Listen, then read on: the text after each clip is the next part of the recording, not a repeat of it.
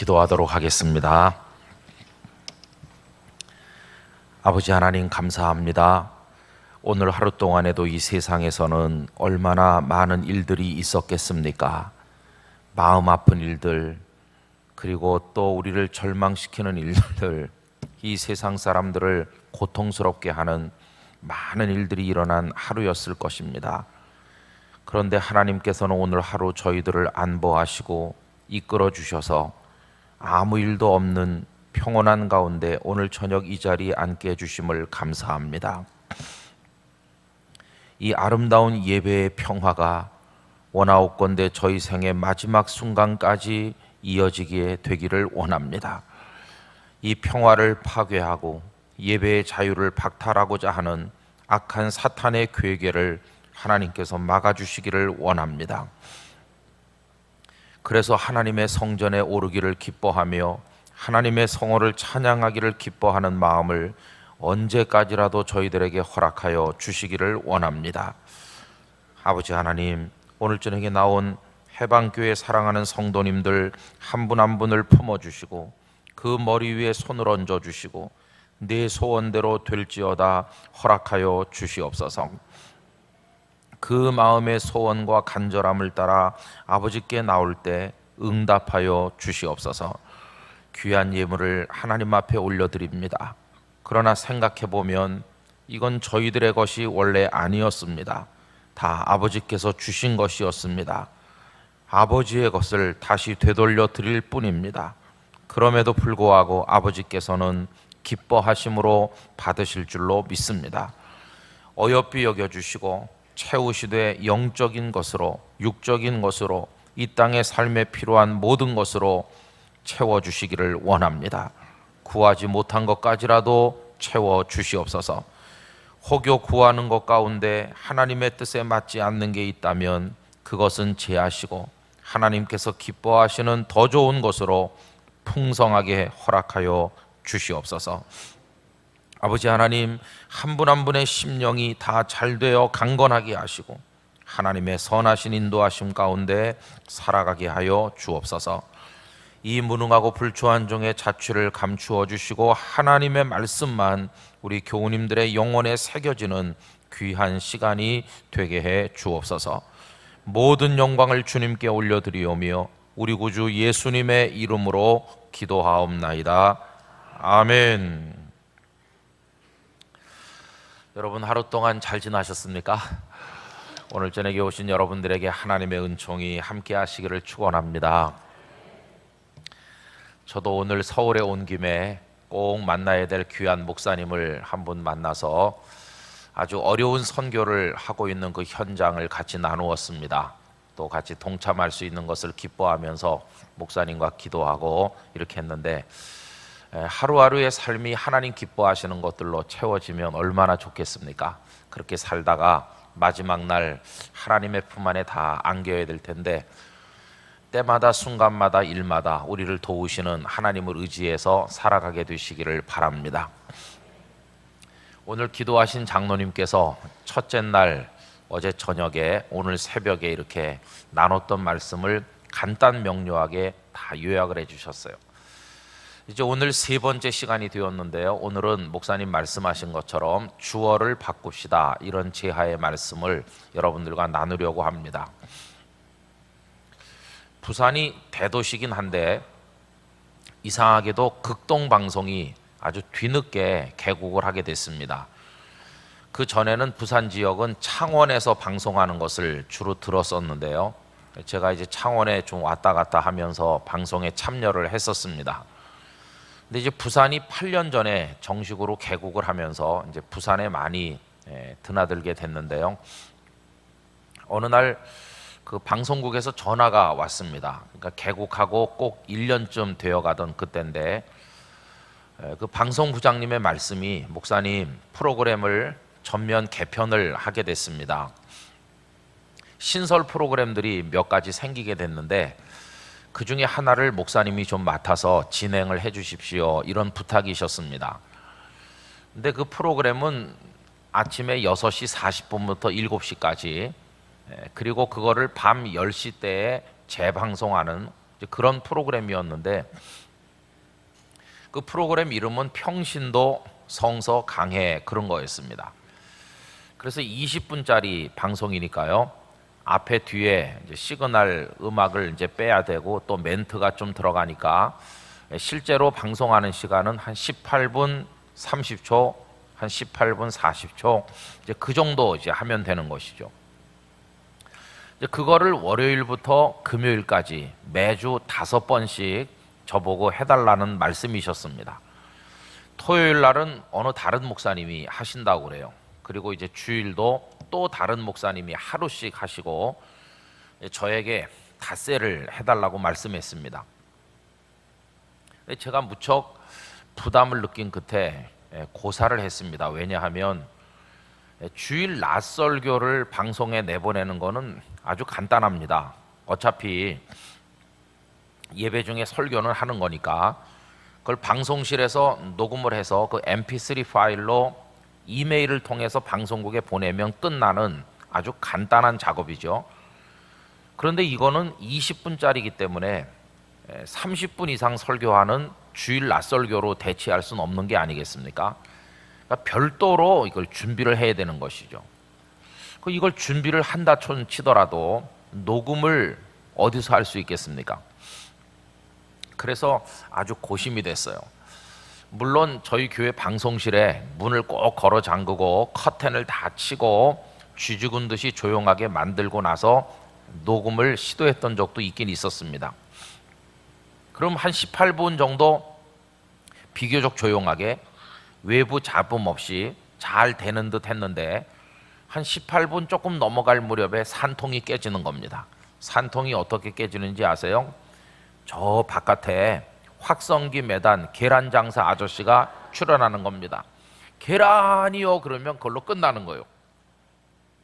그럼 끄트머리 방송과 더불어 계란이요가 같이 나오니까 처음부터 다시 해야 되는 겁니다. 이걸 너무 힘들잖아요. 그러면 매일같이 그 방송국 스튜디오까지 왔다 갔다 할 수도 없는 일이고 참 힘들어서 제가 거절을 했어요. 그랬더니 이제 그분들이 또 다른 목사님들하고 다 접촉을 해봤겠죠. 뭐 다른 목사님들도 다 형편이 똑같죠. 돌고 돌다가 결국은 저한테 다시 왔습니다. 아무래도 목사님이 좀 해주세요. 그래서 또 그 속에 하나님의 뜻이 있겠지 하는 순종하는 마음으로 그렇게 하겠노라고 하였습니다. 그럼 이제 일주일에 5번씩 하는데 그럼 내가 언제까지 해야 됩니까? 그러니까 최소한 2달은 해주셔야 된다고. 그럼 2달이면 8주니까 일주일에 5번씩, 그러니까 40회를 이제 해야 되는 거죠. 근데 그분 말씀이 그럼 40번을 무엇에 대해서 할 것인지 그 주제를 하나 정하셔야 된다는 겁니다. 그래서 제가 하나님 앞에 하나님 뭘 하는 게 좋을까요? 그런데 하나님의 뜻인지 아니면 약삭빠른 인간의 꾀인지 잘 모르겠지만 쉬운 걸로 해라 그런 생각이 들었어요.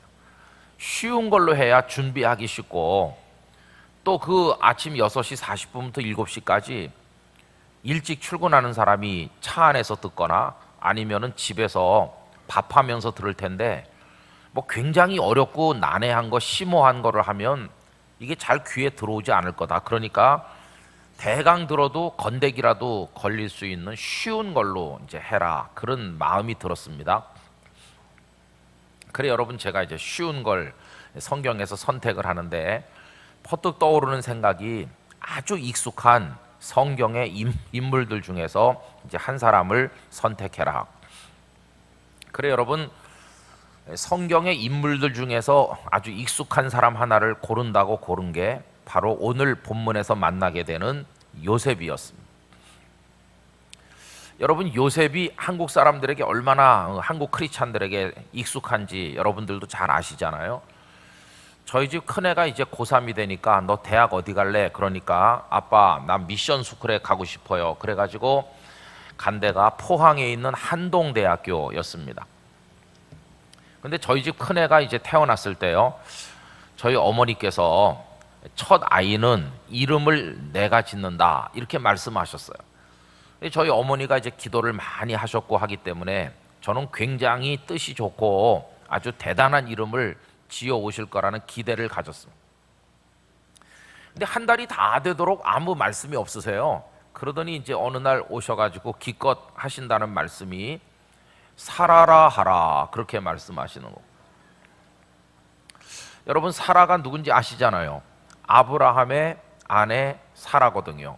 근데 저는 사라 별로 안 좋아하거든요. 왜냐하면 사라가 믿음으로 기다리는 거 잘 못하고 자기 남편에게 하가를 주어가지고 이스마엘을 낳게 한 장본인이 사라거든요. 그렇게 해놓고는 나중에 또 미워서 쫓아낸 장본인도 사라 아닙니까? 저는 저희 딸이 그렇게 심보가 꼬부러진 여자 되는 거 별로 원하지 않았어요. 그 다음에 가장 부담되는 것 중에 하나는 사라가 예쁜 여자였던 것 같긴 같은데요, 애를 못 낳잖아요, 애를. 여러분, 사라가 이삭을 낳은 게 나이가 몇 살입니까? 아브라함이 100살 때니까요, 사라는 그때 90살쯤 됐을 거예요. 아니, 내 딸이 시집을 가가지고 애를 못 낳으면 내가 어떡하겠습니까? 저 그래서 사라 별로 안 좋아해요. 근데 어머니가 사라라 하라, 이렇게. 사라가 뭐가 좋습니까? 그러니까 천만인의 어머니가 된다는 거예요. 천만인의 어머니. 그래서 이제 우리 큰애 이름을 김사라 이렇게 했습니다. 한자 이름도 없고요, 그냥 순 한글 이름으로 이렇게 했습니다. 그리고 이제 한동대학교에 입학식 날 이제 제가 따라가지 않았겠습니까? 거기 가서 사라야 그러니까요, 수십 명의 여학생들이 쳐다보는 거예요. 그 기독교 대학이 돼서 그런지 뭐 선교사님네 아이, 무슨 목사님네 손녀딸, 뭐 하여튼 그런 아이들이 많이 왔어. 그래서 김사라, 박사라, 최사라, 대한민국의 사라 접시 대접 거기 다 모였습니다. 근데 여러분, 사라보다 훨씬 많은 게 뭔지 아세요? 요셉이 요셉. 요셉은 진짜 많아요. 그럼 아들을 낳아가지고 이름을 요셉이라고 짓는 부모님의 심정을 이해는 하는데 한번 물어보고 싶어요. 뭐라고 물어보고 싶으냐 하면, 그 아드님이 인신매매범에게 팔려서 가도 괜찮은지 한번 물어보고 싶고요.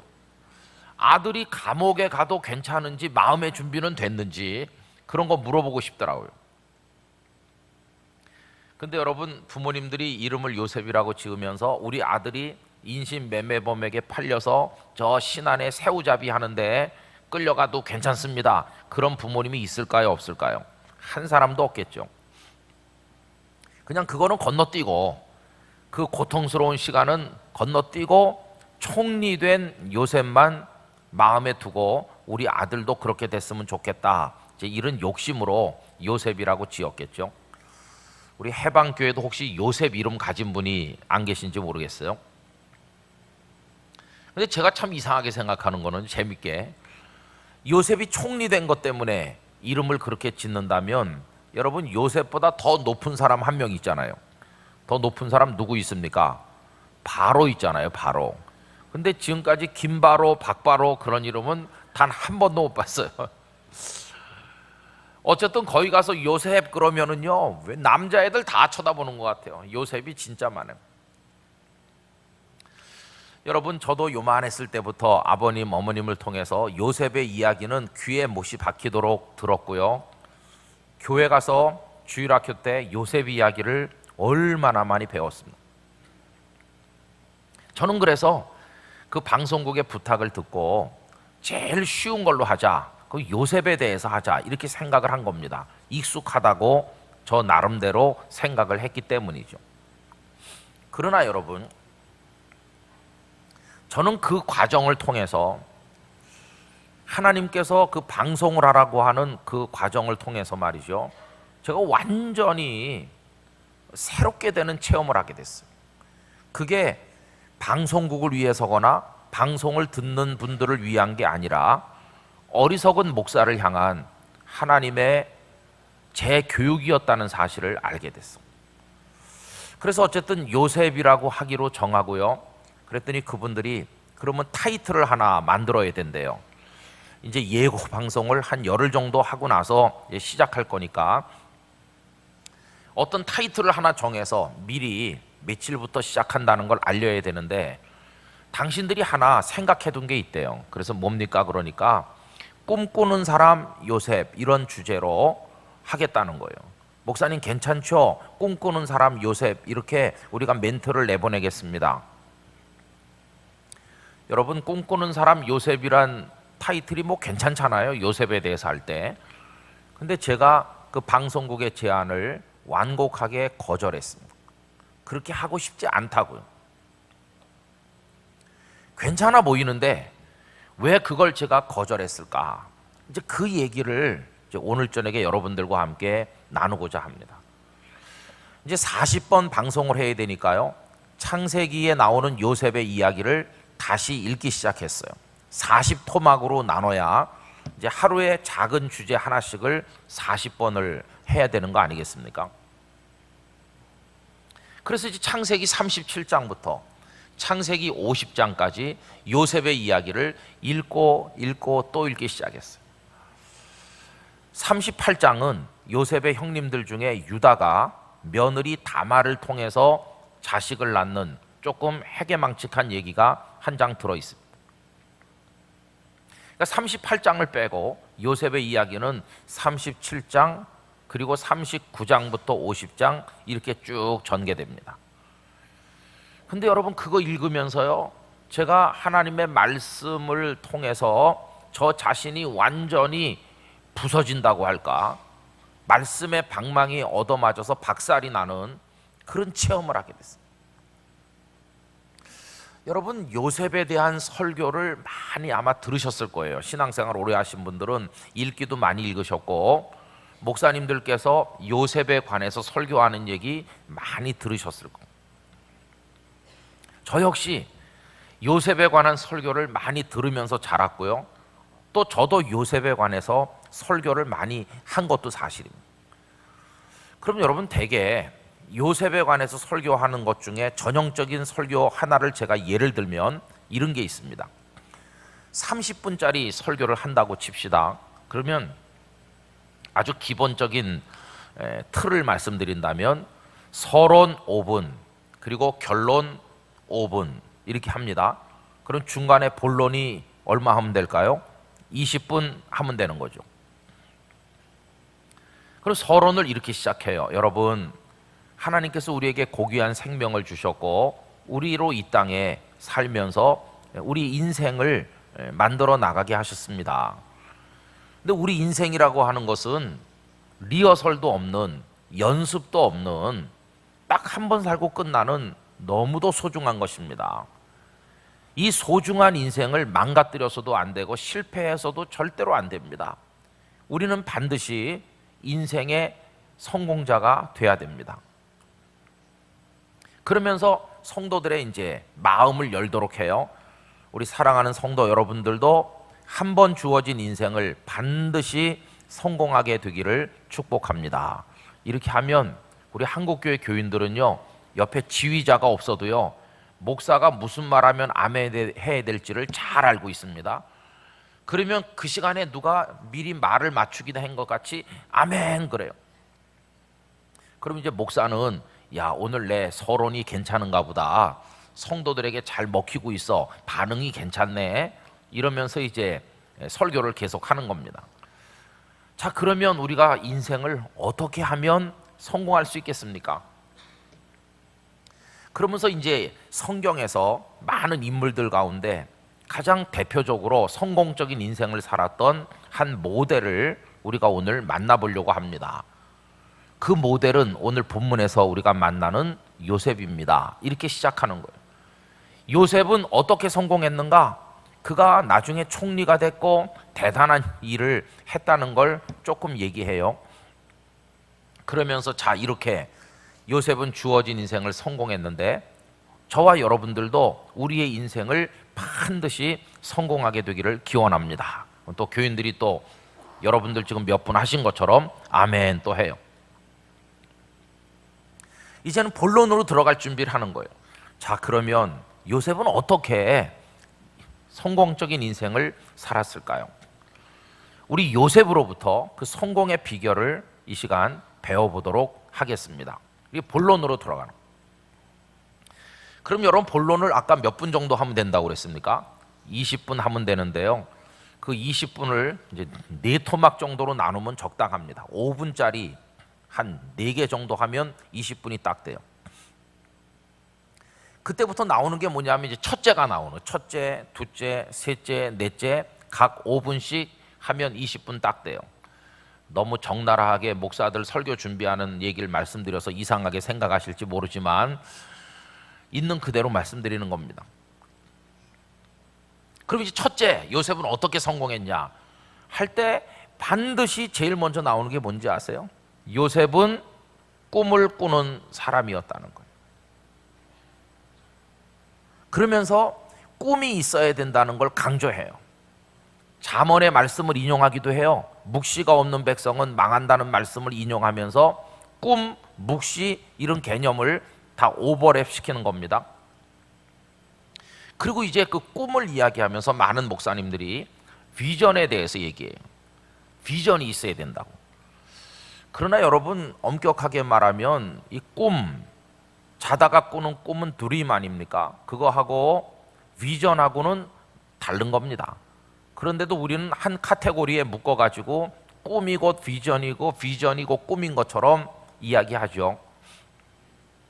여러분 꿈은요 우리에게 뭔가를 암시해 줄 수 있지만 꿈 자체가 비전인 건 아닙니다. 꿈은 그냥 자다가 뭔가가 이렇게 우리에게 다가오는 거죠. 근데 비전은 뭡니까? 그것을 위해서라면 내 평생을 걸어도 아깝지 않고 심지어 생명까지도 바칠 수 있다고 생각되는 어떤 내 인생의 궁극적인 목표, 그거를 비전이라고 하는 거죠. 이 자다가 꾸는 꿈이 비전으로 승화되기 위해서는 꿈이 비전으로 되는 과정에 상당히 많은 영적인 고심과 몸부림치는 기도와 이제 그런 게 있어야 되는데 5분 동안에 그런 얘기를 다 할 수가 없으니까 이제 그건 다 생략하고 꿈이고 비전과 동의어인 것처럼 이제 많은 목사님들이 말씀을 하죠. 그래서 우리도 요셉처럼 이제 꿈을 가져야 된다고 역설해요. 요셉의 꿈 얘기를 하죠. 요셉이 연거푸 2번 꿈을 꿨는데 들판에 나가서 형님들과 곡식단을 묶어 세웠더니 형님들의 곡식단이 요셉의 곡식단을 향해 절을 했다. 두 번째 꿈이 뭡니까? 하늘의 해와 달과 11별이 요셉의 별을 향해 절을 했다. 이런 꿈 얘기를 쭉 하면서 우리들도 꿈을 가져야 된다고 이야기하는 거예요. 비전을 가져야 된다. 그럼 한 3분쯤 지나요. 한 3분. 그럼 2분 동안에 해야 될 게 뭘까요? 우리 한국교회 성도에서 구색을 맞추려면 2분 동안에 예화를 하나 해야 돼. 예화. 예화는 많이 널렸어요. 뭐 예컨대 꿈 얘기를 하자면 2002년 월드컵 때 스탠드 카드 섹션을 하면서 꿈은 이루어진다 쫙 했던 게 생각나잖아요. 친절한 목사님은 그런 화면을 캡처해가지고 여기다 보여주기도 하면서 여러분 꿈은 이루어진다고, 꿈을 가져야 된다고 얘기해. 그리고 포드가 자동차가 뭔지도 모르던 그 시대에 지구를 자동차로 덮어버리겠다고 꿈을 꾼 거, 비전, 이제 그런 걸 또 역설하기도 해요. 그러면서 이제 그 5분에 대한 결론을 맺어야 되죠. 성도 여러분, 여러분들도 여러분의 인생에 꿈을 가지시기를 축원합니다. 비전을 가지시기를 축복합니다. 그러면 교인들이 기다렸다는 듯이 아멘 하는 거예요. 이제 5분 지났어. 5분. 그 두 번째 5분으로 진입하는 겁니다. 둘째가 시작하는 거죠. 요셉은 아주 맡은 일에 충성하는 사람이었다. 보디발의 집에 가서 열심히 일했는데 그 일 열심히 해봤자 요셉 자기의 것이 되는 것도 아닌데도 충성을 다했다. 그래서 보디발의 신임을 받아서 그 가정의 살림살이를 다 맡는 집사가 됐다. 이제 이런 얘기를 해요. 성경 구절도 인용하죠. 맡은 자들에게 구할 것은 여러분 뭐라고 그랬습니까? 충성이니라. 여러분들도 충성하시기 바랍니다. 그 다음에 필요한 게 뭘까요? 예화. 여러분도 설교 만들 수 있습니다. 그 다음에 필요한 게 예화라. 그 충성에 관한 예화는요 얼마든지 많이 있어요. 옛날 목사님들이 많이 애용하던 예화는 옛날 배경에서 만든 예화들이 많죠.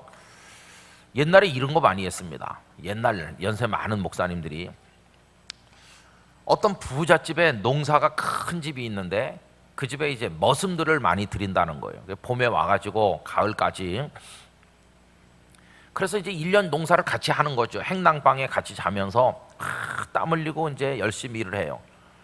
드디어 이제 가을 추수가 다 끝났습니다. 이제 내일 아침이면 그동안 일한 그 세경 품삯을 받아가지고 처자식이 기다리는 집으로 이제 돌아가는 가슴이 부풀어 오르는 마지막 밤인데 이 주인이 자네들 올 한 해 동안에 수고 많았네 그러면서 막 거창하게 상을 보고 막 막걸리를 갖다 주면서 실컷 먹게 한다는 거예요.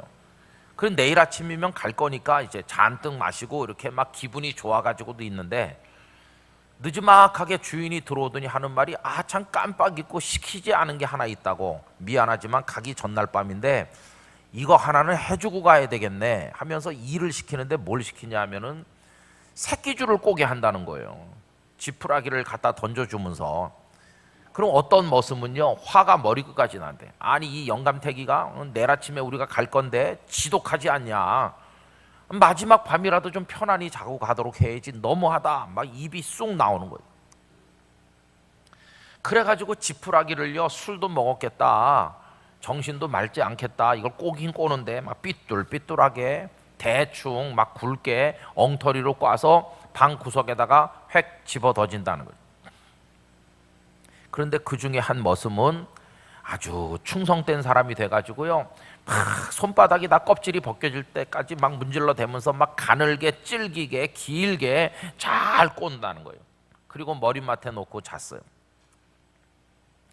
드디어 그 다음날 아침을 먹고 이제 세경을 받아서 가야 되는데 주인이 마당에 다 모이게 해서 가니까 큰 통을 가져다가 턱 놓더라는 거예요. 뚜껑을 열어라. 뚜껑을 여니까 엽전이 꽉 차 있더라는 거예요. 그러면서 주인이 하는 말이 한 해 동안 수고 많았는데 어젯밤에 꼰 그 새끼 그거 가져다가 이 엽전을 마음껏 꽂아가지고 가거라 그런다는 거예요. 그리고 어젯밤에 삐뚤빼뚤하게 막 손가락 굵기보다 더 굵게 대충 꼰 사람은 엽전이 안 들어가네. 이게 엽전이 막 우격다짐으로 꽂아가지고 간다는 거예요. 조금밖에 못 꽂죠. 그러나 마지막 밤까지 충성을 다한 사람은 막 가늘게 길게 쫙 꼰 사람은요 엽전을 쏙쏙쏙쏙 꽂아가지고 잔뜩 짊어지고 간다는 거예요. 옛날 목사님들은 이런 예화를 하시면서 자 그러니 충성해야 된다고. 충성도 끝까지 마지막 날 밤까지라도 충성해야 된다.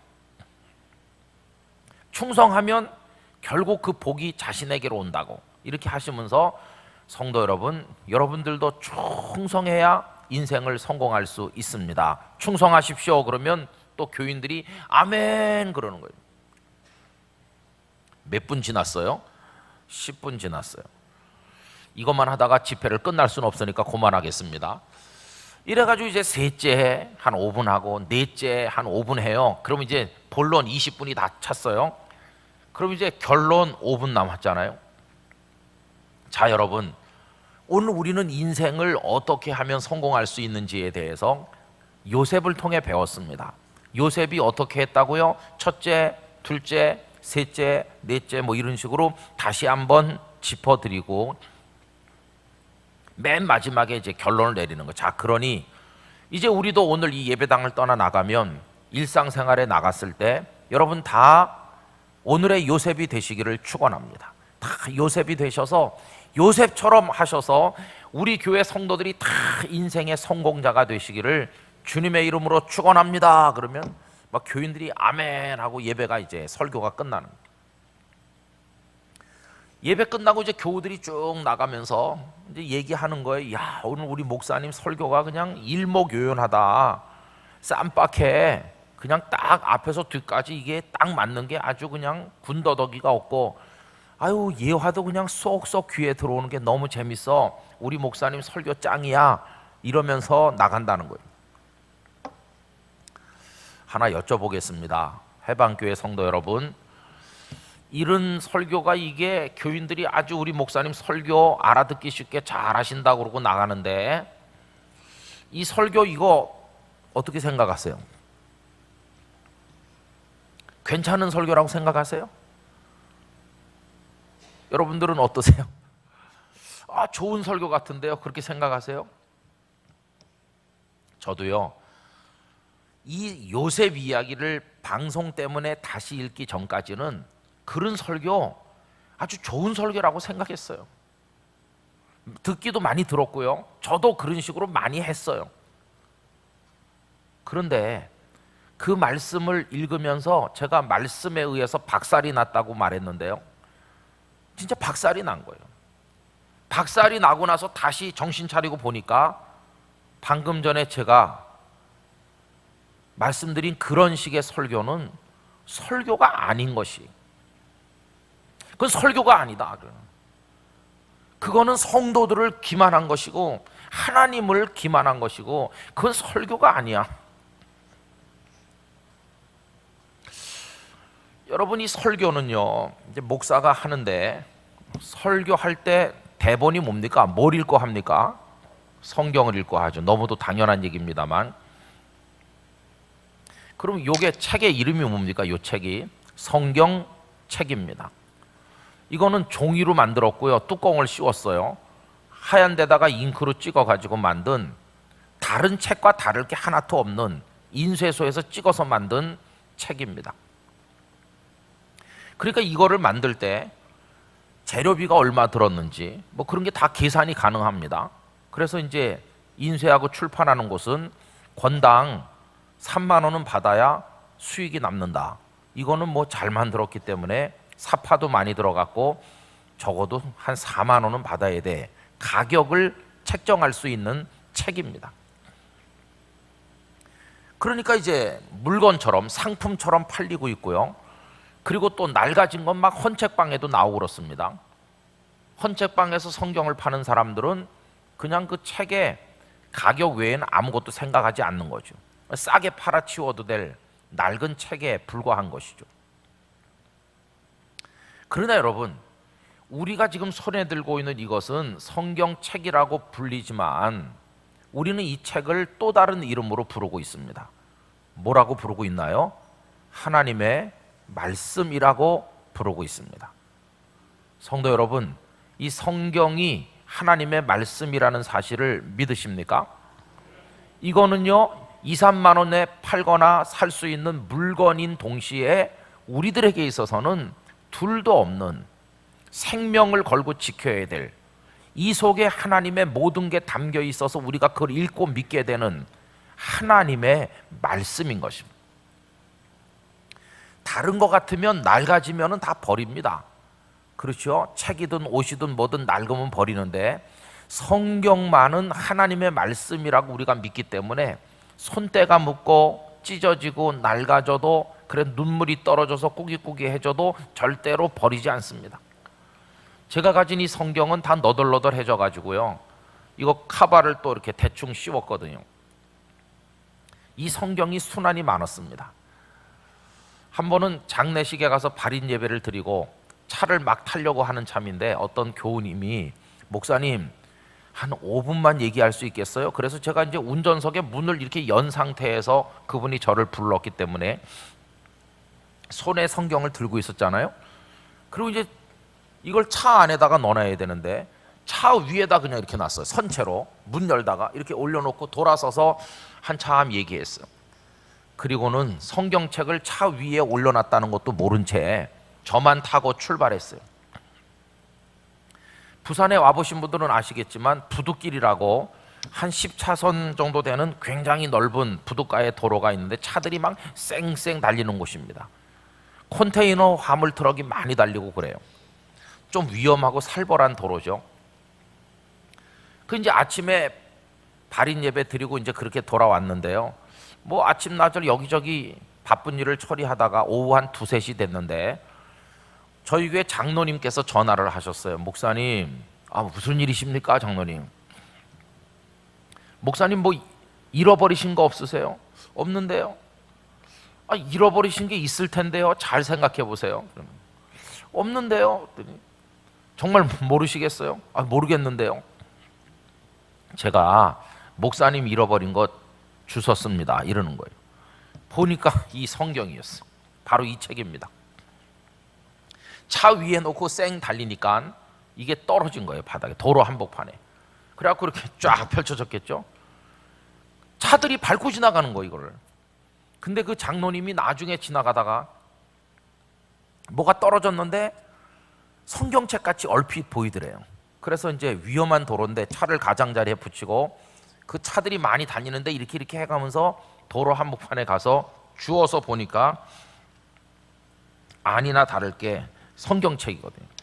그리고 여기를 딱 펼치니까 여기 책 맡으니 김은성 목사 이렇게 써 있는 거예요. 그 장로님이 쇼크를 받은 거죠. 우리 목사님 성경책도 부둣길에다 버리고 다니네. 이 책이요, 밟혀가지고요 막 여기가 우그러졌어요. 아휴, 이걸 갖다 오후에 장로님이 들고 오셔서 저한테 주시는데요, 여기 뭐 색연필로 줄치고 막 여기다가 메모하고 이거 읽다가 눈물 닦고, 이 책이 이게. 그래서 이걸 서울에 어디 보내니까 이렇게 재본을 다시 하고 다 망가진 거를 손을 봐가지고 저에게 다시 보내주셨어. 그렇게 돌아온 지 벌써 또 몇 년이 돼가지고요 다시 이제 낡아가고 있습니다. 이거 사람들한테 돈으로 치면 얼마 되겠어요? 그러면 얼마 안 줄 겁니다. 그냥 버리라고 할지도 몰라요, 하나님을 모르는 사람은. 그러나 우리에게는 이게 말이죠, 둘도 없는 생명의 말씀입니다. 하나님의 말씀. 부모님들께서 별세하셔서 하늘나라에 가신 다음에 그 장례식장에 손때 묻은 성경 딱 이렇게 펴놓잖아요. 그럼 여러분, 왜 이걸 우리가 단지 성경책이라고만 말하지 않고 하나님의 말씀이라고 말합니까? 하나님께서 성령으로 감동하셔서 택한 주의 종들을 통하여 기록하게 하셔가지고 오늘 우리 손에까지 넘겨주신 그 이유가 뭘까요? 이 성경 읽고 뭘 배우라고 우리에게 그렇게까지 하신 것일까요? 이게 우리 손 안에 들어오기까지 얼마나 많은 사람들이 목숨을 내던졌으며 이게 또 복사가 되고 사본이 돼가지고 옮겨 써지고 그리고 우리말로 번역이 돼가지고 우리가 읽을 수 있도록 되기까지 긴 세월에 하나님의 은혜가 있었던 것이고, 그럼 왜 이렇게까지 하셨을까? 이거 읽고 뭘 배우라고 그렇게까지 하셨을까요? 제가 오늘 새벽기도 시간에 홍해 앞에서 수르광야에서 하나님이 어떤 분이신가를 그들이 배우게 된다고 그랬죠. 여러분, 마찬가지입니다. 우리가 수르광야, 홍해 같은 인생의 현장에서도 배우지만 하나님이 어떤 분이신가를 가장 많이 배우는 교과서가 이 성경 하나님의 말씀인 것이에요. 하나님의 말씀을 깊이 읽음으로써 하나님께서 어떤 분이신가를 우리가 배우게 됩니다.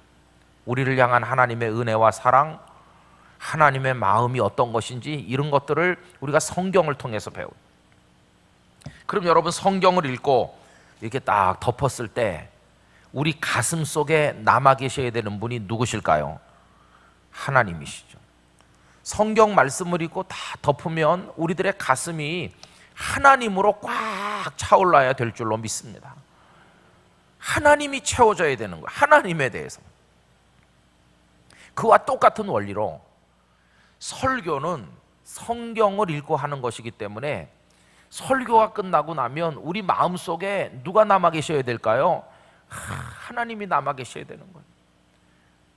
위대하신 능력의 하나님, 너무너무 우리를 사랑하시는 아버지 하나님, 어떤 때는 죄를 저지르고도 양심의 가책도 모르는 우리들을 향해 화가 나신 하나님, 어떤 하나님이시든지 간에 설교를 듣고 끝나든지 말씀을 읽고 덮든지 우리 가슴 속에 남아 계셔야 되는 분은 하나님이신 것이요. 그러라고 이 성경을 주셔서 읽게 하신 것이고, 그러라고 주의 종들을 통해서 설교하게 하시는 거 아닙니까? 그런데 아까 제가 예를 들어 드린 그런 설교는 아주 매끈하고 잘된 설교 같지만 사실은 설교도 아니다, 이렇게 제가 말씀드린 이유가 뭔지요? 이제 벌써 눈치채신 분들이 계실 거예요. 아까 했던 그런 설교는 설교가 끝났을 때 듣고 나가는 교우들의 가슴 속에 누가 남을까요? 하나님이 남아 계실까요? 아닙니다. 누가 채워질까요? 요셉이라는 한 사람이 그들의 가슴 속에 남는 거예요. 왜 그럴까요? 인생을 성공해야 된다고 얘기했지만 누구한테서 배운다고 말했습니까? 요셉한테서 배우자.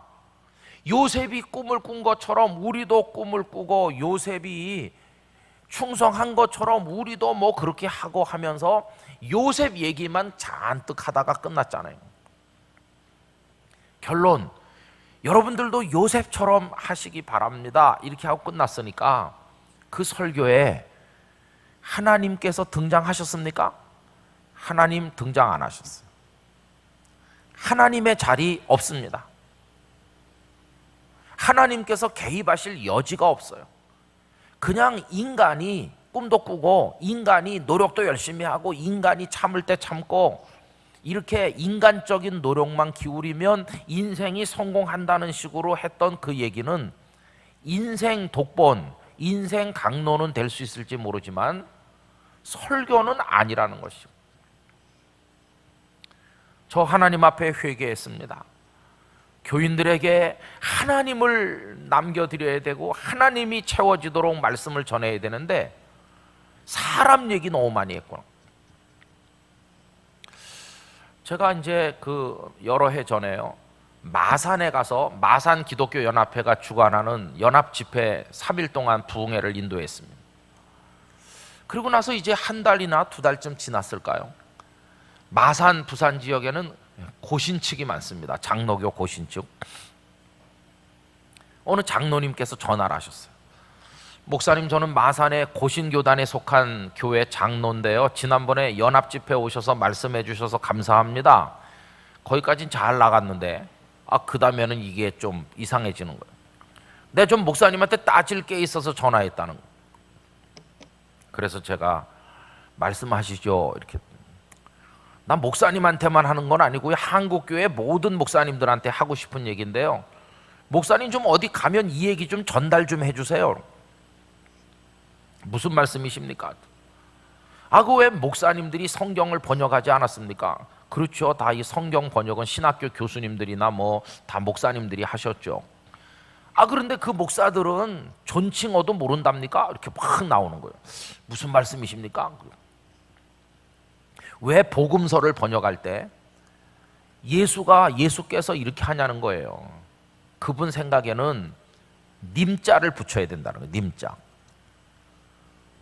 설교하는 목사님들도 예수가 제자들을 이렇게 한다는 거예요. 예수가 무슨 뒷집 친구냐, 동네 애냐, 예수하게.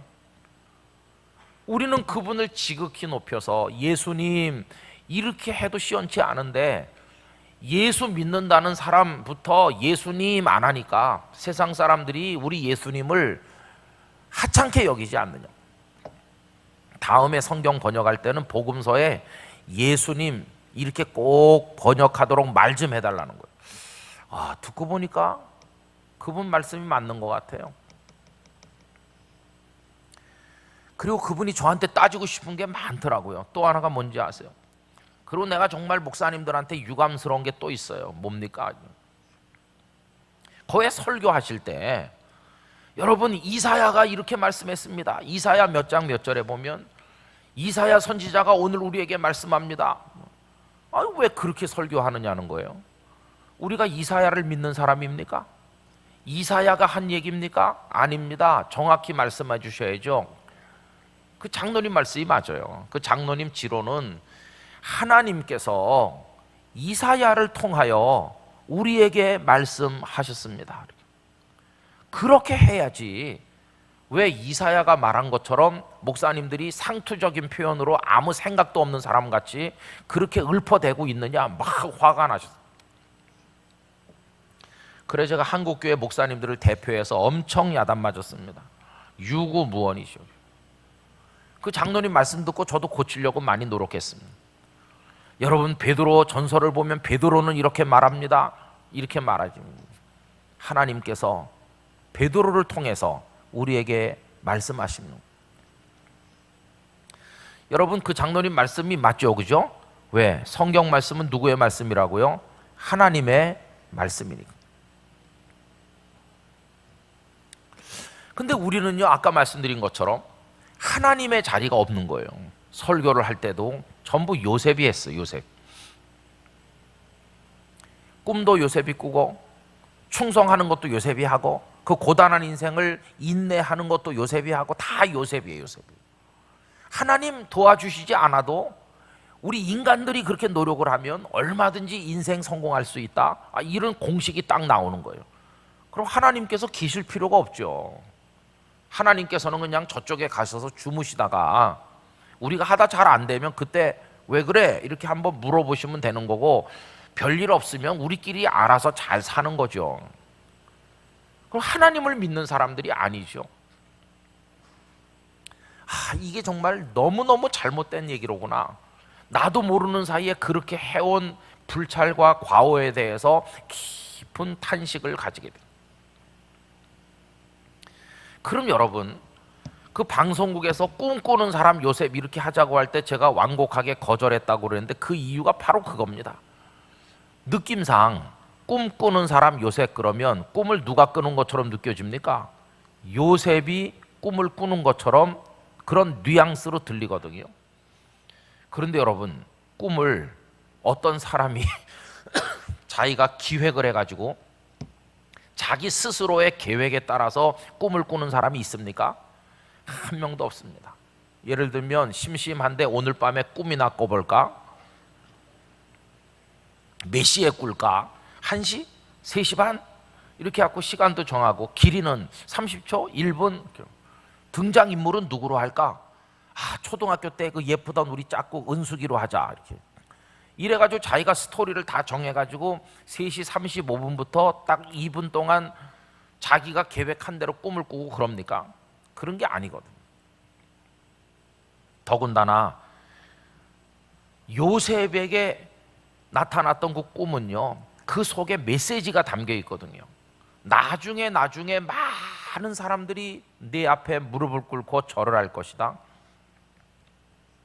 너는 절을 받는 사람이 될 것이다. 다른 말로 바꿔 말하면 너는 존귀한 사람이 될 것이다.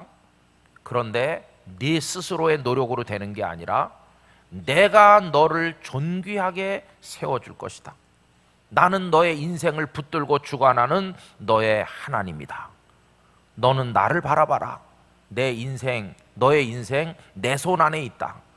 내가 너를 들어올려서 모든 사람 위에 존귀하게 세워주겠다. 너는 내게만 충성해라. 이런 메시지가 담겨있는 꿈이 그 꿈이거든요. 그럼 그의 비전은 뭡니까? 하나님께서 자신의 인생을 높여주신다는 걸 알았으니까 그의 비전은요, 이제는 아무리 힘들고 고난이 오고 시련이 있어도 하나님만 바라보겠습니다. 그게 그의 비전이죠. 그런데 잘못 말하면 뭐가 비전이 될까요? 총리 되고 말겠어, 이게 비전인 것처럼 왜곡되면 안 되는 거죠. 많은 그리스도인들이 가지고 있는 비전이 그겁니다. 나는 어떻게 해서든지 뭐 법관이 되겠어, 뭐가 되겠어, 돈을 벌겠어. 사람들은 그런 게 비전인 줄로 알고 있는데요, 아닙니다. 그리스도인이 붙들어야 될 비전은 하나님을 바라보겠습니다. 그게 비전이에요. 높여주시고 채워주시는 것은 하나님께서 하시는 일이고, 우리가 목숨 걸어야 될 것은 하나님을 신뢰하는 것인 줄로 믿습니다. 그게 우리의 비전이 돼야 되는 거죠. 그래서 제가 꿈꾸는 사람 요셉 그러면 꿈을 요셉이 꾸는 것처럼 느껴져서 제가 거절한 거예요. 요셉은 자기가 하는 게 아니었거든요. 그래서 제가 이렇게 바꿨어요. 꿈을 이야기하는 사람 요셉 이렇게 하겠습니다. 꿈을 주시는 분은 누구시죠? 하나님이시고. 그래서 꿈을 받았어요. 받은 요셉이 아버님과 형님들에게 꿈을 이야기하죠. 그거는 요셉이 할 수 있는 거죠. 그래서 꿈을 이야기하는 사람 요셉 이렇게 이제 타이틀을 정해가지고 40번 방송을 했어요. 그럼 여러분, 우리는 요셉 얘기만 하고 하나님 얘기는 안 하는 큰 과오를 저지르면서 살고 있는데, 요셉 자신은 어땠을까요? 요셉 그분께서는 자신의 인생, 아버지 집에서 색동옷 입고 채색 옷 입고 잘 지내다가 어느 날 갑자기 형님들에게 팔려가지고 노예로 전락했다가 마지막에는 감옥에까지 떨어지고 죽도록 고생하고 이게 반전이 심한 자신의 인생살이를 되돌아보면서 어떻게 자기 인생을 해석했을까요? 여러분, 요셉의 자기 인생에 대한 해석이 뭘까요? 요셉은 놀랍게도 자신의 인생이 하나님의 손안에 있음을 믿은 사람이었어요. 여러분, 이게 중요한 겁니다. 요셉은 자신의 인생이 형님들의 손바닥 안에서 놀아난다는 생각하지 않았어요. 그는 자신의 삶을 붙들고 계시는 분이 하나님이심을 믿었어요. 저는 오늘 우리의 인생도 어떤 경제 환경, 우리 주변의 여건에 따라서 미리 밀리고 저리 밀리는 인생이 아니라고 믿습니다. 아무리 땅이 흔들리는 지진이 일어나고 경제가 힘들고 핵과 미사일이 우리를 노리고 있다고 그럴지라도 우리의 삶을 붙드시는 하나님의 손안에 우리가 있는 것입니다. 대적이 우리에게 밀려와도 하나님께서 우리를 붙드시면 우리 끄떡도 없을 줄로 믿습니다. 18만 5천 명의 사내립의 군사가 하루아침에 예루살렘 성 바깥에 시체로 변하지 않았어요. 여러분, 우리 인생은 하나님에 의해서 움직여지는 것이지 나의 노력이나 누구의 배신에 의해서 망하기도 하고 회복되기도 하는 그런 인생이 아니라는 것을 여러분이 깨달으셔야 됩니다. 요셉은 자기 인생을 그렇게 해석하는 거예요. 내 인생 사람의 손바닥 안에 있는 게 아니야.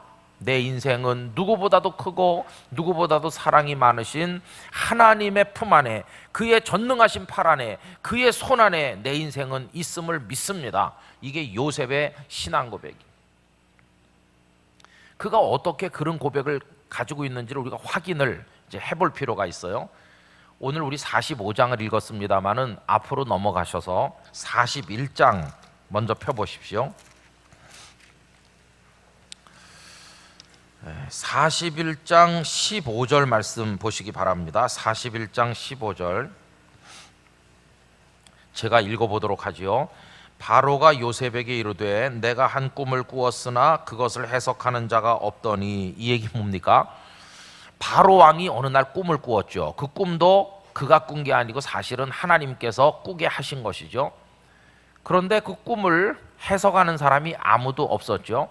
그럴 때 그 옆에 있던 술 맡았던 관원장이 퍼뜩 생각났어요. 2년 전에 자기가 그 감옥에 갇혀서 떡 맡은 관원장과 동시에 꿈을 꾸었던 어느 날 아침, 요셉이 그 꿈을 해석을 해주었고 꿈 해석의 결과대로 떡 맡은 관원장은 죽었고 자신은 복직이 돼서 지금 여기 있잖아요. 그 청년, 꿈 해석 잘해주던 청년 생각이 났어요. 그래서 바로 왕에게 요셉 이야기를 했죠. 그랬더니 바로 왕이 당장에 그 청년을 데려와라. 그래서 지금 요셉이 감옥에 있다가 지금 목욕 재개하고 새 옷 갈아입고 만조백관이 시립한 가운데 바로 왕 앞에 지금 등장한 겁니다. 근데 여러분, 그 요셉을 보고 바로 왕이 뭐라고 하는지 15절 후반부를 한번 자세히 보시기 바랍니다. 들은즉, 그 다음에 하나의 문장이 나오지 않습니까? 뭐라고 말하죠? 너는 꿈을 들으면 능히 푼다 하더라. 내가 들으니까, 저 술 맡은 관원장한테 들으니까 너는 꿈을 잘 푼다면서? 여러분, 꿈을 푼다, 이 문장의 주어가 누굽니까? 주어. 누가 꿈을 푼다고 말하죠? 너가 누굽니까? 요셉이죠. 사람이 꿈을 잘 해석한다, 이렇게 되는 거죠. 그런데 그 다음 절에 보면 요셉은 왕의 말을 바꾸고 있어요. 뒤집고 있어요. 16절 다 같이 읽겠습니다. 요셉이 바로에게 대답하여 이르되 내가 아니라 하나님께서 바로에게 편안한 대답을 하시리다. 할렐루야. 요셉이 여기서 굉장히 중요한 신앙 고백을 하고 있어요. 남의 꿈을 설명하고 해석해 주는 거 내가 하는 게 아니라는 거예요. 누가 하신다고요? 하나님께서 하신다. 꿈 해석만 하나님께서 하시는 게 아니고요, 인생살이 자체가 내가 살아가고 내가 선택하고 내가 만들어가는 게 아니라 다 하나님의 손안에서 만들어지고 하나님께서 인도하심을 믿습니다. 이 신앙 고백이 여기 들어있는 것이. 그래서 그는 주어를 바꿨어요. 왕은 너 꿈 해석 잘하지 그렇게 말했는데 요셉은 너라고 하는 주어를 끌어내리고 그 자리에 누굴 끼워 넣습니까? 하나님이 그 자리에 들어가시는 거예요. 주어 바꾸기, 주어를 바꿉시다라는 오늘 저녁 설교 제목이 여기서 나온 것입니다.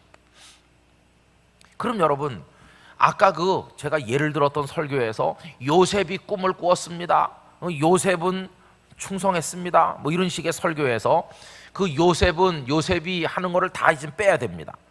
그 자리에 누가 들어가셔야 될까요? 그렇죠. 그럼 문장을 다시 써야 돼요.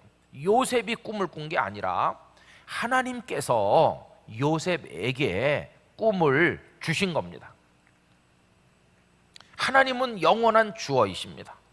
우리 사람은요, 하나님의 사랑의 행위에 그 대상이 되는 것입니다.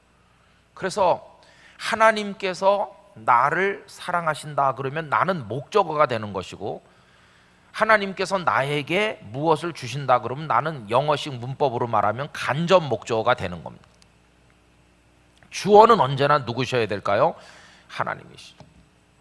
그래서 저는 결혼하는 처녀 총각에게 이렇게 말합니다. 너희들 스스로 선택했다고 생각하면 안 돼. 하나님께서 내게 이 아름다운 신부를, 이 늠름한 신랑을 주신 줄로 믿습니다. 이렇게 믿어야 되는 거야.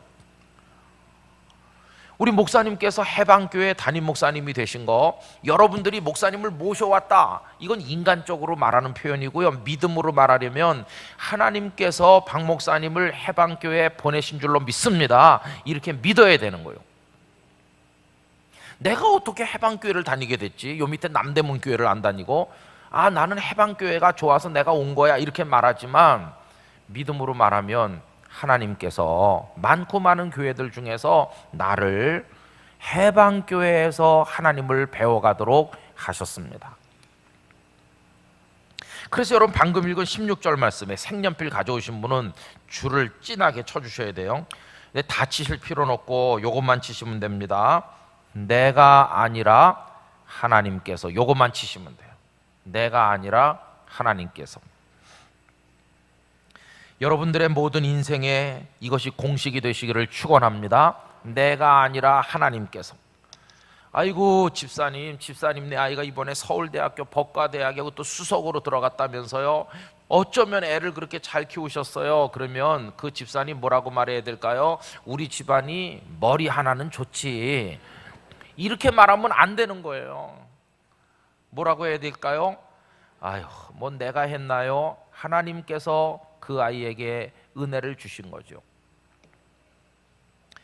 아유, 권사님 딸은 그냥 미스 코리아 같은 애요, 어쩌면 그렇게 늘씬하고 마음씨도 착하고 예쁘고 그냥 많은 집에서 딸 달라고 하죠. 이렇게 말하면 권사님 뭐라고 말해야 될까요? 씩 웃으면서 내가 한미모 하지, 이렇게 말하면 안 되는 거예요. 그 권사님 뭐라고 말해야 될까요? 내가 아니고 하나님께서 예쁜 딸을 그렇게 주신 거야. 하나님께서 키우신 거야. 하나님께서. 여러분, 내가 아니고 하나님께서 그러면요, 누가 영광 받으실까요?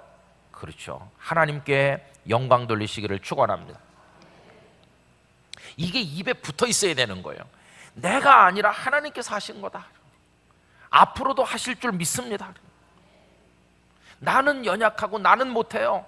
그러나 하나님께서 하시는 줄 알면 두려움이 없어지는 거예요. 나는 비록 약하나 우리 주님 강하시고. 하나님은 강하신, 나는 못하지만 하나님이 하시니까. 45장으로 넘어옵시다. 45장. 여러분, 이 말씀은 이제 총리가 된 요셉이 곡식을 사러 온 형님들에게 제가 요셉입니다, 이렇게 정체를 밝히는 대목이에요. 4절 말씀으로 가서 봅시다. 요셉이 형들에게 이르되 내게로 가까이 오소서. 그들이 가까이 가니 이르되 나는 당신들의 아우 요셉이니. 그 다음 문장을 주목해 보십시오. 당신들이 애굽에 판 자다, 이렇게 말하죠. 그때 주어가 누굽니까? 당신들이죠. 당신들, 형님들. 형님들이 나를 애굽에 팔았어요, 이 문장이죠. 그러면 요셉의 마음속에 형님들, 당신들이 나를 팔았어요, 그래서 내가 얼마나 죽도록 고생했는지 아십니까? 당신들 이럴 수 있어요? 이렇게 분기가 가득하면 형님들에게 복수해야 되겠죠. 그런데 여러분, 요셉이 형님들에게 복수했나요? 안 했나요? 전혀 안 하죠. 왜 그럴까요? 문장을 바꿔 쓴 거예요. 5절 말씀, 당신들이 나를 이곳에 팔았다고 해서 근심하지 마소서, 한탄하지 마소서. 그 다음 문장을 다 같이 읽겠습니다. 하나님이 생명을 구원하시려고 나를 당신들보다 먼저 보내셨나이다. 할렐루야. 나를 이 애굽에 보내신 것은 당신들이 아니고 누구시라고요? 하나님이시라는 거예요. 하나님께서 나를 보내신 겁니다. 그러니 이 모든 일이 되어지는 건 하나님의 손 안에서 되는 거잖아요. 나 요셉의 인생이 형님들 손바닥 위에서 놀아나는 시시한 인생이 아니라 전능하신 하나님의 손 안에 이끌림을 받는 인생입니다. 하나님이 하신 일이니까 형님들 원망하지 않아요. 복수하지 않았어요. 하나님께서 하시니까. 7절로 내려가겠습니다. 하나님이 큰 구원으로 당신들의 생명을 보존하고 당신들의 후손을 세상에 두시려고 똑같이 말하죠. 나를 당신들보다 먼저 보내셨습니다. 그 7절의 주어도 누구신가요? 하나님이시죠. 하나님. 자, 이제 8절 다 같이 읽습니다. 그런즉 나를 이리로 보내니는 당신들이 아니요 하나님이시라. 할렐루야. 거기다 또 줄을 딱 치시면 돼요. 당신들이 아니요 하나님이시라. 여러분, 아까 그 41장 16절에서는 뭐가 나왔었습니까? 내가 아니라 하나님께서. 근데 여기선 지금 누가 나왔죠? 당신들이 아니라 하나님께서. 뭔가 좀 잘 될 때 우리는 내가 했다고 말하는데 이제 그렇게 말하지 말고 내가 아니라 하나님께서 하셨죠. 또 뭔가 좀 잘 안 됐을 때 당신들 때문이야, 너 때문이야 이렇게 할 때가 많죠. 이제 그렇게 말하지 말고 좀 좋지 않은 결과가 있지만 당신들이 잘못해서 그런 게 아니고 하나님께서 뭔가 깨닫게 하기 위하여 하나님이 하신 일인 줄로 믿습니다. 이렇게 하면 확 이야기가 달라지는 것이, 그 속에서 원망과 불평이 쏟아져 나오고 미움과 증오가 열매를 맺고 그런 게 아니라 하나님께서 우리에게 뭔가 깨닫게 하시려고 이렇게 하신 거예요. 그러면은 다 엎드려 회개하게 되고 하나님의 뜻을 깨닫게 되고 그 상황이 바뀌어 축복으로 전환되는 걸 경험하게 된다는 것이. 그래서 이 두 가지를 우리 입에 달고 살아야 돼요. 내가 아니라 하나님께서. 우리들이 아니고 너희들도 아니고 하나님께서 하신다. 해방교회가 오늘 여기 이 자리에 있는 거 누구가 모여서 개척을 했어 이렇게 말은 하지만 하나님께서 그분들을 통하여 주님의 몸된 교회를 세우신 줄로 믿습니다. 과거에만 그렇게 하신 게 아니라 앞으로 해방교회 미래, 해방교회 드나드는 교인들의 미래, 그 자녀들의 미래, 우리 조국 대한민국의 미래, 우리 한민족의 미래 다 하나님의 손안에 있는 줄로 믿습니다. 하나님께서 하실 것이다. 이때 우리에게 생겨나는 은혜가 뭘까요? 두려움이 없는 용기. 하나님께서 하실 거니까.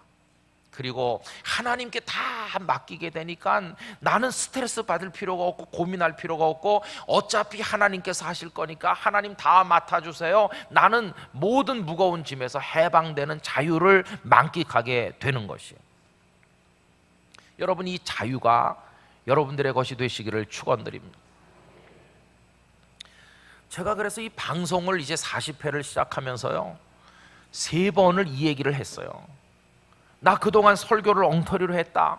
하나님 얘기는 안 하고 인간 얘기들만 많이 했다. 뭐 이사야, 뭐 베드로, 누구 뭐 우리도 뭐 사무엘처럼 우리도 누구처럼 사람 얘기만 잔뜩 했고 성경을 위인전기로 전락시키고 말았는데 이제는 설교가 끝났을 때, 말씀이 끝났을 때 성도들의 마음속에 위대하신 하나님 아버지, 하나님만 남도록 하기로 결심을 다시 했고 성경을 읽을 때 이제 사람 중심으로 읽지 않고 하나님께서 어떻게 사람들을 움직여 가시는지 하나님의 손길 중심으로 성경을 다시 읽기로 했노라고.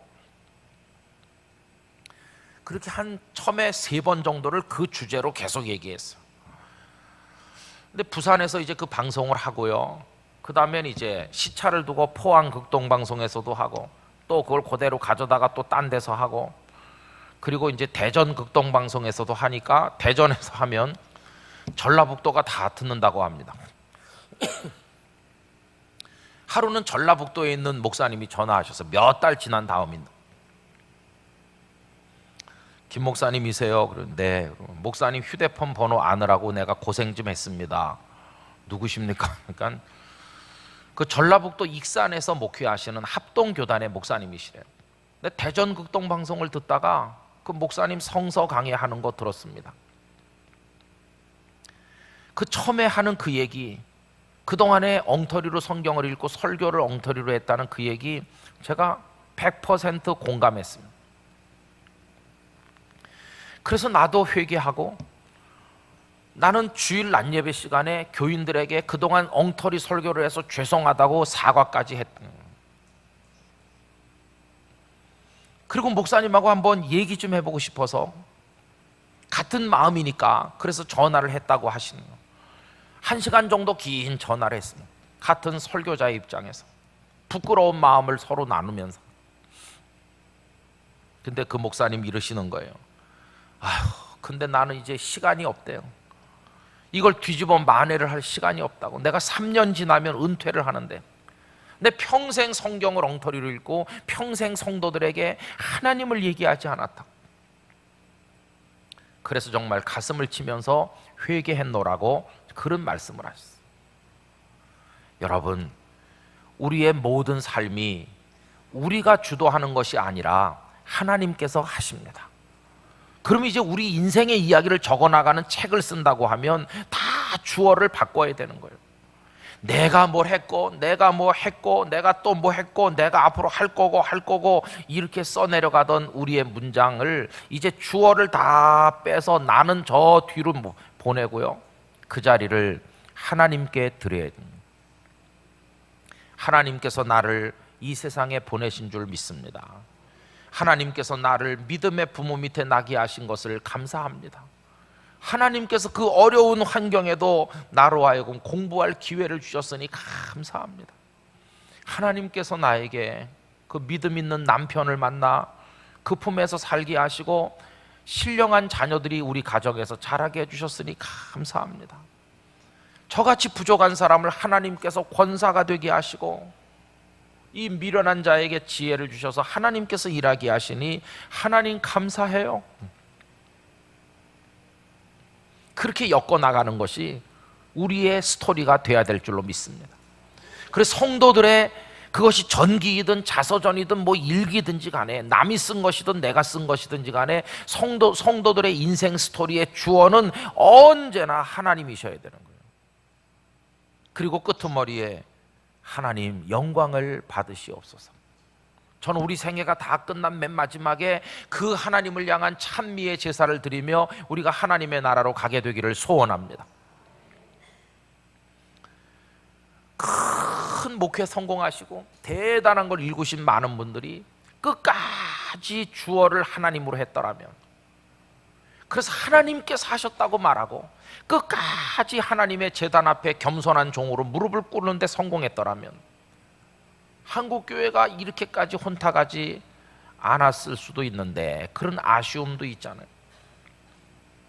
교인들도 우리 목사님이 대단한 목사님이야, 우리 목사님이 설교를 얼마나 잘하는지 알아? 우리 목사님이 능력이 있어서 이 교회 좀 보라고, 이 교회가 이렇게 된 거야, 이렇게 표현하는 거 이제 다 버리고 하나님께서 저 목사님을 선택하셨고 그에게 지혜와 능력을 주셨고 이 어려운 지역을 살리기 위해서 하나님께서 주의 종들을 보내셔서 이런 교회가 되도록 하나님께서 다 하신 거라고, 그렇게 말했더라면 얼마나 좋았을까. 여러분, 내가 주어가 돼서 살면요 인생이 피곤합니다. 그러나 하나님께서 주어가 되셔서 하나님께서 행하시는 줄 믿으면 나는 그 순간으로 해방됩니다. 해방교회 교우들은 해방되셔야 돼요. 제가 해방된 얘기를 하고 오늘 설교를 마치려고 하고, 오늘 새벽에 오신 분들은 들으셨겠지만 제가 그런 연유로 부산에 목사가 돼서 갔습니다. 생전 알지도 못하는 곳에 가서 낯선 곳에서 목회를 시작을 했어. 근데 참 이상하잖아요. 그렇게 오랫동안 그분들이 저를 기다려서 갔으면 제가 설교를 하면요, 저는 무슨 예상을 했냐면 한 번만 설교하면 뒤집어질 줄로 알았어요. 막 사모하며 기다렸으니까 막 그분들이 막 아멘하고 난리 나고 막 뒤집어지고 그럴 줄 알았는데요, 아멘하는 사람 한 명도 없대요. 가만히 쳐다보더니 첫날이라 그런가? 그 다음 주도 마찬가지고 아멘을 안 하려면 노멘이라도 해야 되는데 아무것도 안 해요. 그냥 가만히 있는 거예요. 그래서 몹시 실망했습니다. 가만히 말씀들 하는 거 들어보니까 이런 얘기는 해요. 아유, 서울서 목사님이 오니까 좋은 거 있지. 뭐가 좋은가? 사투리를 안 쓰니까 좋아. 뭐 이런. 그게 전부였죠. 은혜를 받았다. 그런 얘기 없더라고요. 답답한 거예요. 처음엔 가서 몇 달은 좋았습니다. 저도. 왜냐하면요, 영도다리에 나가니까 갈매기 날지, 통통배 다니지, 생선 실컷 먹을 수 있지, 여기가 낙원인가, 꼭 나폴리 같은 느낌이 들고, 제가 부산에 갈 때 우리 친구들이 딱 5년만 있다 오라고 그랬거든요. 5년 정도는 여기 있을 만해. 이러면서 간 거거든요. 가니까 처음에 통통배 따고 왔다 갔다 하던 낭만도 다 없어지고요, 그 다음부터는 그냥 가슴이 답답한 거예요. 뭐 아멘을 하시나, 변화가 되나, 누가 새 가족이 와서 등록을 하기를 하나, 아무것도 안 되는 거예요. 1년 지났는데요, 그대로 있어. 그대로. 그 다음부터는 하나님을 원망했습니다. 하나님, 이럴 걸 왜 저를 여기 보내신 겁니까? 하나님 너무하세요. 막 이렇게 하나님을 원망했어요. 여러분, 그도 그럴 것이 말이죠. 신학교 다닐 때 공부도 되게도 열심히 안 하고 놀러 다니기만 하던, 그래서 공부 정말 진짜 안 하던 친구들이 오히려 서울 바닥에서 목회를 잘하고요, 저는 공부 열심히 했거든요. 여러분, 제가요 공부 열심히 했습니다. 실력은 없지만 시험도 제가 잘 쳤습니다. 실력과 무관하게 시험은 성적이 좋아요. 그래갖고 열심히 시험 공부해서 시험을 잘 치고, 그러니까 신대원 졸업하는 날 자꾸만 앞으로 나오라고 이름을 부르고 그러대요. 졸업식 때 앞으로 나오라고 해서 나가는 게 뭔지 아는 분은 알고 모르는 분은 잘 모를 텐데요.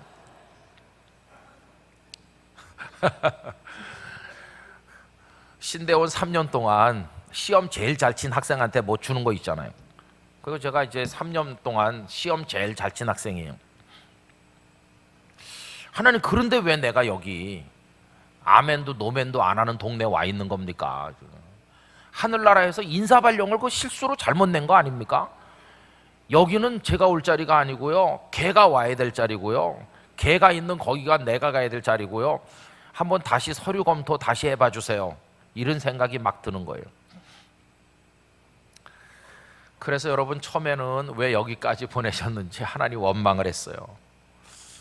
근데 하나님은 실수가 없으신 분이시잖아요.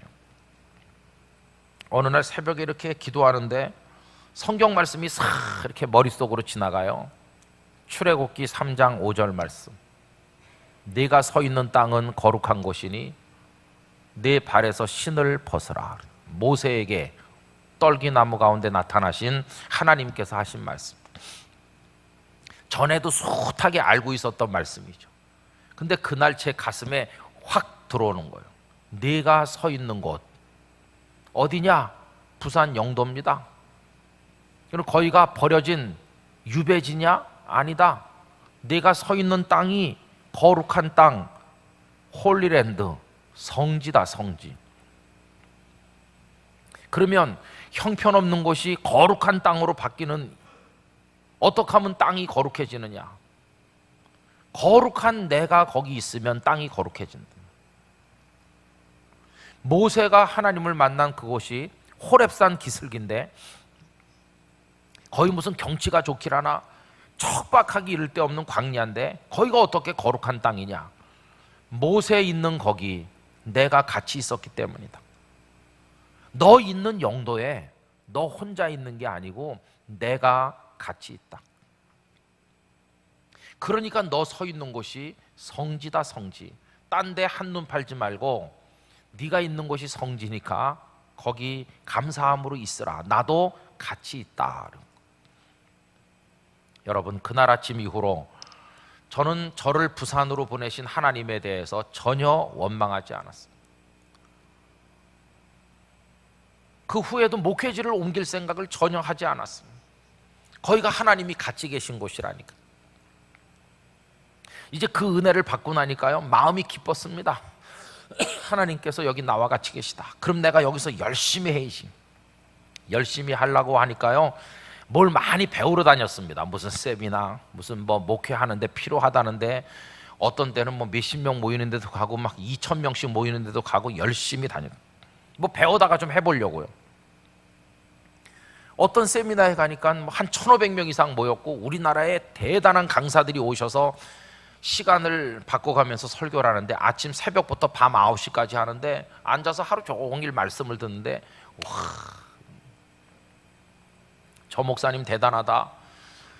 나도 잘 아는 말씀인데 어떻게 저 목사님은 그 말씀에서 저런 심오한 메시지를 발견할 수 있을까? 와, 정말 대단한 능력의 목사님이다. 하루 종일 감탄하는 거예요. 하루 종일. 저분이 가지고 있는 성경도 대한성서공에서 만들었고, 내가 가진 성경도 대한성서공에서 만들었는데 왜 나는 그런 걸 못 찾아내지? 그 다음부터 무슨 기도를 했는지 아십니까? 하나님, 저도 열심히 할 테니까요, 저도 은혜를 좀 끼치게 해주세요. 저 목사님 교회 다니는 교인들 정말 행복하겠다. 저런 말씀을 매주일 듣고, 그때 처음으로 받은 느낌이 우리 교회 교인들 불쌍하다는 생각이었어요.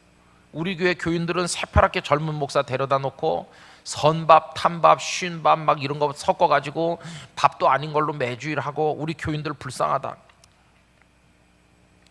그 다음 주일날 설교하러 강단에 올라가니까요, 눈물이 쭉 나더라고. 앉아있는 분들이요, 다 불쌍하게 보이는 거예요. 목사 잘못 만나서 불쌍하다, 우리 교회 교인들. 그런 눈물이 났어요. 그리고 나서는요, 열심히 해보려고 애를 썼습니다. 그럼 내가 은혜를 끼쳐야지. 하나님, 저도 그 아무 목사님처럼 은혜를 좀 끼치게 해주세요. 은혜를 끼치게 해주세요. 맨날 기도해. 은혜를 끼치려면 이제 설교 준비를 잘해야 된다고 생각했어요. 막 주석을 갖다 쌓아놓고 읽고, 그냥 뭐 원고를 말이죠, 막 촘촘하게 쓰고. 저는 설교 원고를 토시까지 완벽한 문장으로 다 씁니다. 토요일날 오후 되면 영어 예배팀에 넘겨주면 그분들이 우리말로 영어로 다시 바꿔가지고 주일날 이제 동시 통역을 하고, 2달에 한 번씩 그대로 이제 설교 소책자를 만들어 전도용으로 이제 병원 같은 데 이렇게 배부하고 합니다. 그러니까 설교를 완벽한 문장으로 만들죠. 완벽하게 만들었어. 읽고 또 읽고 다듬고, 단어 하나도 좀 품이 있는 단어로 쓰려고 노력을 하고 이렇게 했어요. 그리고는 이제 다 외우는 겁니다. 통째로 외워가지고, 외워야지, 이것도 못 외워가지고 내가 뭘 하겠나, 외웠어요. 그런데 참 이상하죠. 그렇게 책을 많이 읽고요, 다 토시까지 써가지고요, 다 외워가지고, 그 다음에 원고 없이 쫙 해보는 거예요. 토요일날 저녁에 우리 집에 사랑하는 성도들이 있잖아요. 성도, 절대 안 떠나가는 성도, 죽을 써도 도망 안 가는 성도들,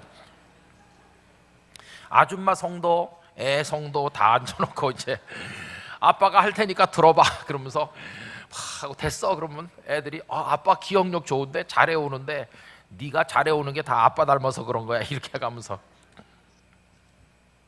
그리고 주일날 이제 성도들 앞에 하잖아요. 아이고, 똑같아요. 똑같아. 아무도 아멘도 안 하고 노멘도 안 해요. 주일 저녁 되면 파김치가 돼요. 왜 그럴까요? 내가 틀리지 말아야지. 응? 내가 외워서 하다가 막히면 곤란하죠. 그때 가서 원고 찾으려고 그러면 더 민망하고, 쫙 나와야지. 하나님, 생각 잘 나게 해주세요. 버벅대지 않게 해주세요. 혀가 잘 돌아가게 해주세요. 막 이렇게 신경 쓰면서 하니까 제가 긴장하는 거예요. 안 틀리려고. 얼굴이 경직되고 막 몸이 굳어가지고 막 하고, 목사가 이렇게 굳어가지고 하니까 교인들도 똑같이 굳어요. 예배 끝나고 나면 행복해야 되는데 목 좀 주물러 봐라 이렇게. 저는 파김치 돼서 넉다운 돼서 떨어지고, 아이고 이게 왜 이러지? 해프닝도 많이 있었습니다. 한 번은 그 조그만 예배당에, 우리 옛날 예배당에 저 2층 난간에 말쑥하게 차려입은 신사가 와서 딱 앉아요. 근데 등록은 안 해요. 여러분, 그분이 무려 3년 동안 등록 안 했습니다. 딱 2층 앞에 딱 이렇게 보니까 차도 그분이 타고 오는 차가 우리 교회에서 최고급 차를 타고 오더라고요. 부자인가 본데 왜 등록을 안 하지? 등록하면 10일 좀 많이 낼 것 같은데 등록 안 해.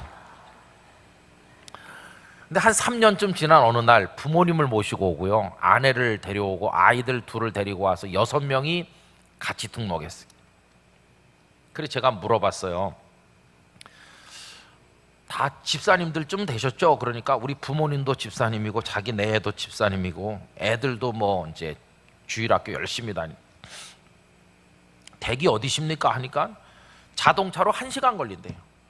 아니, 자동차로 1시간 걸리는 데서 왜 우리 영도 구석에까지 오셨어요? 어느 교회 다니셨나요? 그랬더니 합동교단에 상당히 규모가 있는 교회 다녔어요. 그런데 왜 그 좋은 교회를 떠나서 여기까지 구석에까지 오셨습니까? 우리 교회는 쬐끄만 교회인데요. 이 얘기를 쭉 하는 거예요. 제가요, 시험에 들었습니다. 어느 날 시험에 드니까 목사님 설교가 귀에 안 들어왔대요. 시험도 참 이상하게 들어요. 왜 그러냐 하면요, 어느 날 이렇게 보는데 목사님이 그 원고를 이렇게 넘기잖아요. 야, 우리 목사님 주중에 뭐하고 원고도 준비를 제대로 안 했구나. 머릿속에 다 들어있으면 안 보고 해야 되는데 설교 준비가 부실하니까 자꾸 보는 거 아니겠어? 이렇게 시험에 들었어요. 그래가지고 그 교회 가기가 싫대요. 가족들은 열심히 잘 다니는데 혼자만 시험에 들은 거예요. 여러분, 절대 그런 시험에 들면 안 돼요. 원고를 이렇게 어느 목사님이 보면요, 그거는 그 목사님이 원고를 성실히 준비했다는 증거예요. 아예 원고를 안 보는 사람은요, 원고 자체를 준비를 안 했기 때문에 볼 게 없어서 안 보는 거예요. 그런데 이상하게 시험에 들어가지고 그 교회를 안 가는 거예요. 혼자서 이제 부산에 교회 순례를 시작했대요. 오늘은 이것, 내일은 저것, 그래갖고 찾아다니는 거예요. 가보니까 다 목사님들이 뭐 원고 보죠. 원고 봤다, 교인 봤다, 또 원고 봤다, 이렇게 하죠. 에이, 갈 데가 없네, 교회. 그래갖고 이제 그분이 무슨 사업을 하는데, 이제 사업하는 사람들하고 만나가지고 요새 목사들이 말이지 뭐 하는지 모르겠다고 이제 그렇게 하니까 그 중에 어떤 사람이 원고 안 보는 목사 내가 하나 알고 있는데, 진짜 그런 사람이 있나? 그 영도에 가면 서울서 온 젊은 목사가 있는데 원고를 안 본다던데. 그래갖고 이제 구경 온 거예요. 구경 와가지고 저 2층 난간에 진짜 안 보는지 딱 보는 거예요. 제가 이제 원고를 안 보잖아요. 다 외웠으니까. 우리 집 교인들을 놓고 다 연습도 하고. 그래서 내가 3년씩 등록을 안 하고 왜 버텼냐 그랬더니 적어도 3년은 관찰을 해봐야 되는데, 3년. 집에서 밀당을 했겠죠. 교회 옮기자, 싫다 막 하다가 이제 우격다짐으로 이제 부모님까지 모시고 와서 등록했는데요. 6명 동시에 등록했잖아요. 기뻤을까요? 안 기뻤을까요? 하나도 안 기쁘고 떨떠름하대요. 왜 그럴까요? 저도 사람인데 가끔 볼 수도 있지. 그런 감시원이 왔는데 그게 마음이 기쁘겠어요? 저도 가끔 볼 때도 있고 그렇지 뭐 어떻게 죽을 때까지 안 볼 수 있겠습니까? 그래가지고요, 그분이 앉아있기 때문에 어쩌다 좀 보려고 그래도 깜짝 놀라. 제가 그 말도 못하는 고통을 한 10년 받았습니다. 저를 불쌍히 여기신 하나님께서 그분의 삶이 바뀌게 하셔서 먼 데로 이사를 간 게 얼마나 다행인지 몰라요. 제가 그런 고통 중에 목회를 했던 사람입니다.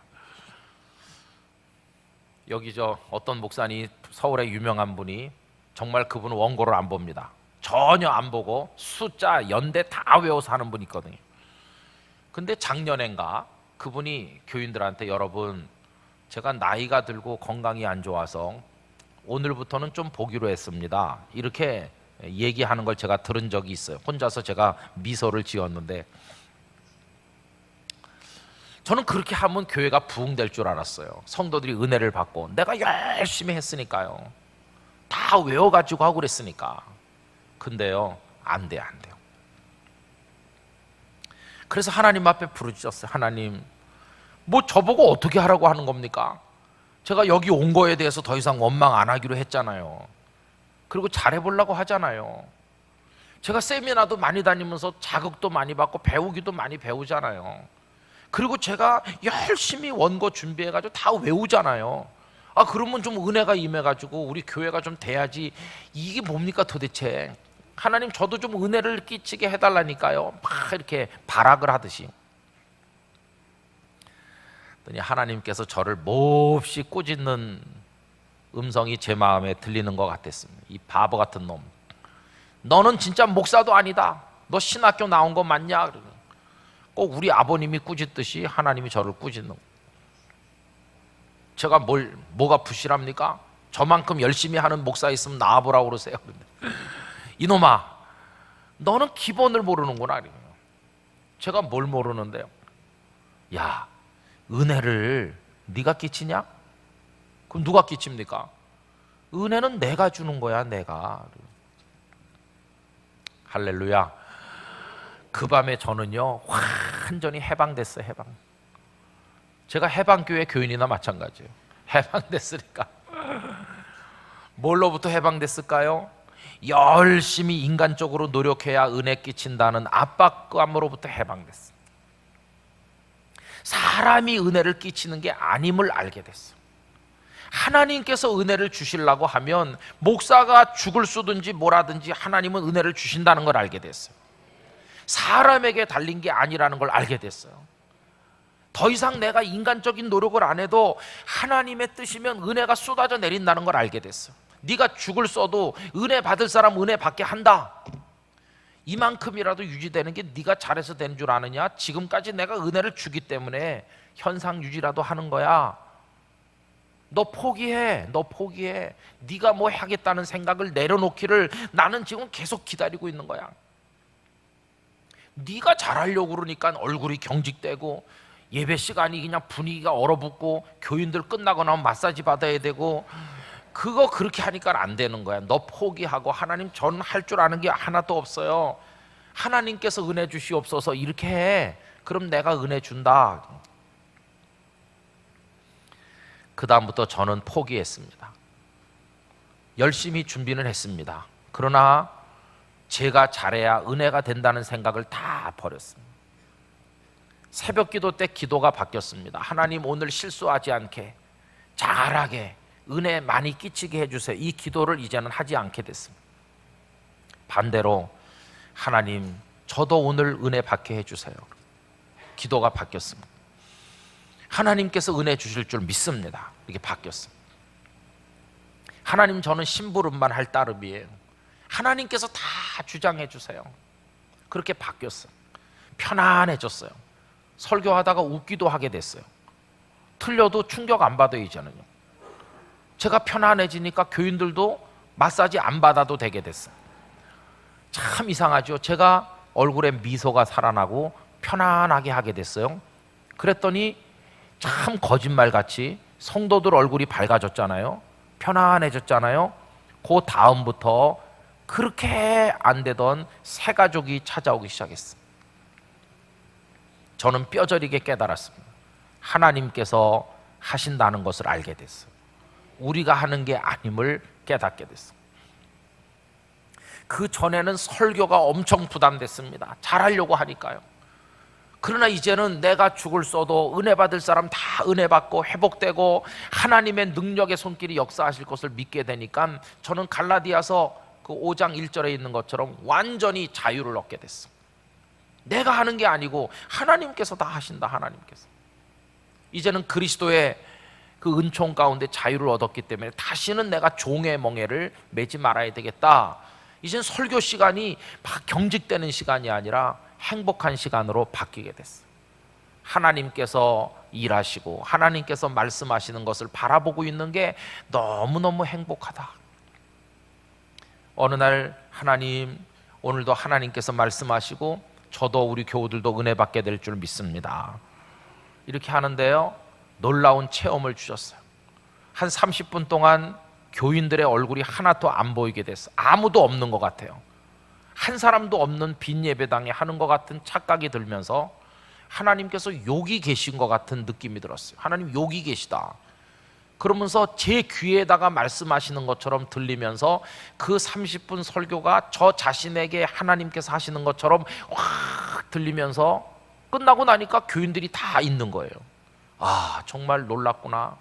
하나님께서 여기서 말씀하시는구나.